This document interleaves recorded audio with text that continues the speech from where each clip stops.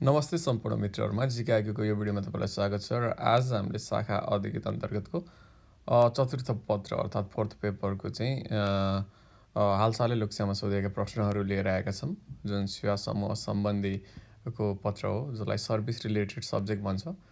र पहिले चाहिँ डिफ्रेन्ट पेपर हुने गर्दथ्यो। तपाईँको चाहिँ अब आफ्नो चोइसको चाहिँ विषय राख्न सकिन्थ्यो फोर्थ पेपरको रूपमा, होइन।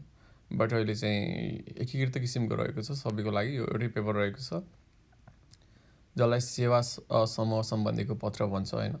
जसमा चाहिँ अलमोस्ट चाहिँ प्रशासनका कुराहरूदेखि लिएर, होइन, लेखाका संसद तिरका, होइन, सबै कुराहरूलाई चाहिँ मर्ज गरेर यो सिलेबस बनाएको छ र 4वटा चाहिँ खण्डमा चाहिँ डिभाइड गरेको छ सिलेबसलाई। 100 मार्क्सकै हो, 3 घन्टाको हुन्छ, होइन। सो अब हामी चाहिँ यसको प्रश्नहरूमा जाऊँ। अब सेक्सन एमा हेरौँ।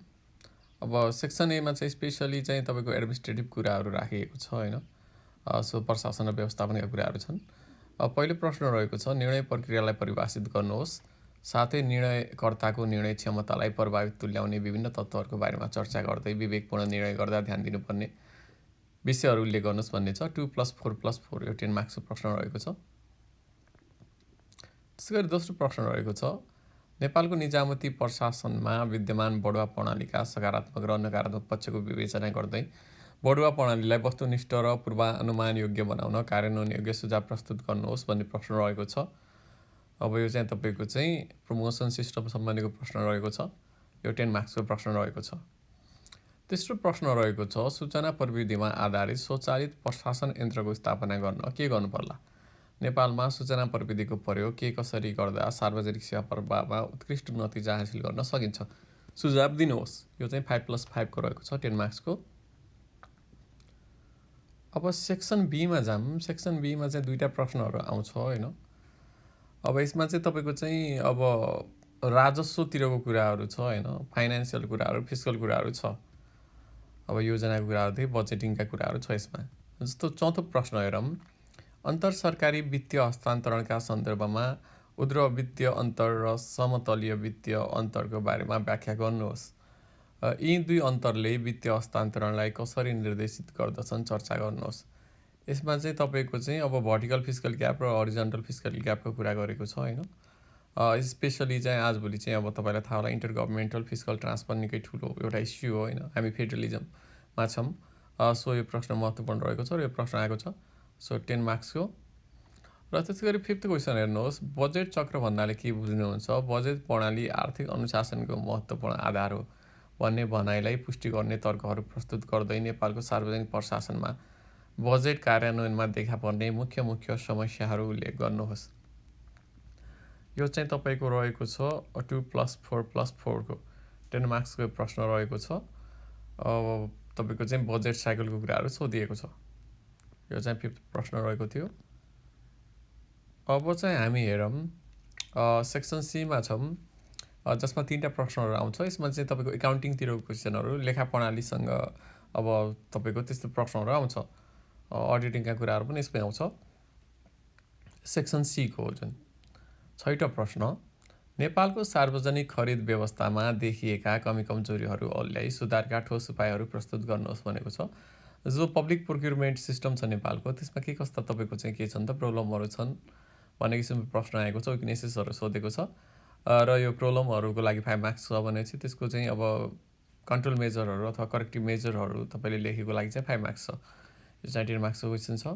त्यसै गरी 7th क्वेसन हेरौँ, सरकारी आर्थिक कारोबारको प्रतिवेदन प्रणालीबारे संक्षेपमा समीक्षा गर्नुहोस् भन्ने प्रश्न रहेको छ र यसलाई प्रभावकारी बनाउन के गर्नुपर्ला सुझाव दिनुहोस् भन्ने 5+5 को पनि रहेको छ यो प्रश्न पनि। त्यस्तै गरी 8औं प्रश्न रहेको छ, महालेखा परीक्षकको नियुक्ति, काम, कर्तव्य र अधिकारबारे उल्लेख गर्नुहोस्। साथै महालेखा परीक्षकले औचित्यको आधारमा परीक्षण गर्ने विषयबारे संक्षेपमा वर्णन गर्नुहोस् भन्ने छ। अब यो महालेखा परीक्षक जो रहेको छ अडिटर जनरल, उहाँको चाहिँ अब तपाईँको चाहिँ काम, कर्तव्य र अधिकार तपाईँले चाहिँ संविधानमा भएको व्यवस्था अनुसार लेख्नुपर्छ। यो नियुक्तिको कुराहरू पनि सबै यो 5 मार्क्सको छ भनेपछि अब औचित्यको आधारमा परीक्षण गर्ने जो विषय छ, होइन, तपाईँको चाहिँ अब प्रोप्राइटरी अडिट भन्छ त्यसलाई चाहिँ इलाबोरेट गरेको चाहिँ 5 मार्क्स मिल्छ। अब सेक्सन डीमा जाऊँ। यो चाहिँ अब पार्लियामेन्ट सम्बन्धीको प्रश्नहरू रहेको छ, पार्लियामेन्ट्री सिस्टम सम्बन्धीको प्रश्नहरू। 9 प्रश्न संसदमा विधेयक पेश हुने र पारित गर्ने प्रक्रियावली उल्लेख गर्नुहोस् भन्ने प्रश्न रहेको छ। तपाईँको चाहिँ बिल चाहिँ कसरी चाहिँ अब पार्लियामेन्टमा चाहिँ सबमिट हुन्छ र होइन कसरी चाहिँ त्यो एप्रुभ हुन्छ भन्ने कुरा सोधेको छ। सो पेश गर्ने र पारित गर्ने प्रक्रिया लेखेको तपाईँले 5+5 मिल्छ। 10th क्वेसन हेरौँ। अन्तिम प्रश्न संसदीय समितिहरू किन बनाइन्छ? मुलुकमा सुशासन प्रवर्धन गर्न संसदीय समितिले खेल्ने भूमिकामाथि चर्चा गर्नुहोस् भन्ने सोधेको छ। 4+6 को रहेको छ यो। Why the parliamentary committees are form. अब त्यो फर्मेसन किन हुन्छ भन्ने प्रश्न हो होइन। त्यसको लागि 4 मार्क्स छ भनेपछि अब यसको रोल के छ त तपाईँको चाहिँ पार्लियामेन्ट्री कमिटीहरूको गुड गभर्नेन्स प्रमोट गर्नुको लागि यो चाहिँ 6 को रहेको छ। यस्तै चाहिँ 10वटा प्रश्नहरू 4वटा खण्डबाट सोधिन्छन्। स्पेसली पहिलो चाहिँ तपाईँको चाहिँ प्रशासन र व्यवस्थापनबाट छ। दोस्रो चाहिँ तपाईँको चाहिँ राजस्व प्रशासनको प्रश्नहरू छ। अब तेस्रो भनेको चाहिँ एकाउन्टिङ अडिटिङका कुराहरू छन् भने चौथो चाहिँ पार्लियामेन्ट्री सिस्टमबाट छ। सो यसरी चाहिँ 10वटा प्रश्न आउने गर्दछ जम्मा र 3 घन्टाकै पेपर हो, लेख्ने पेपर हो। 5+5 4+6 अथवा यसरी तपाईँको ब्रेकडाउन गरेर सोध्छ। र स्पेसली गभर्नेन्स सिस्टम र तपाईँको कन्टेम्पोरेरी इस्युज र यो पेपरहरूको चाहिँ हेर्ने हो भने प्रश्न सङ्ख्याहरू समय उस्तै छ र सेक्सनहरू पनि 4वटा चाहिँ खण्डहरू छ। सो पढ्नुपर्ने कन्टेन्टहरू मात्रै तपाईँको डिफ्रेन्ट छ। समय व्यवस्थापनको लागि तपाईँले गर्नुपर्ने कुरा छुट्टै छैन।